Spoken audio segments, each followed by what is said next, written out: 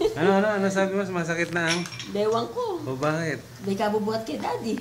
Paano ba binubuhat si daddy? Ay, tinatayo ko siya. Nakakarga niya. Tinakarga ko si daddy. Tinakarga niya. Buti nga, malaki si Maribel. Kayang-kaya niya. Kargahin. Ako hindi ko makarga si daddy. Sinusubukan ko siya ng pagkain. Kaya mo. Naliliyo ko. Sinusubukan ko si daddy. Pinainom ko ng gata. Sinugasan niya ng Puwit. Oo, ninanapkin ko yun. May ano ako. Napaka-bayani ito. Caregiver na ito. Dapat maibalita sa States at na baka malaki regalo nito. Dennis, pagbubuhatin kong ganyan. Nako, Diyos ko, isumpo nga ang rayuma.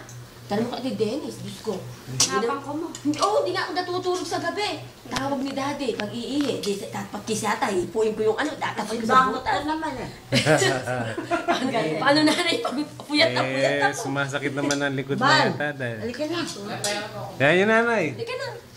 Malaki na yan. Nagpapagutom si Bal. Nagpapagutom. Magalala na malaki na yan. Halika na. Alam niyo na ginagawa. Pagod.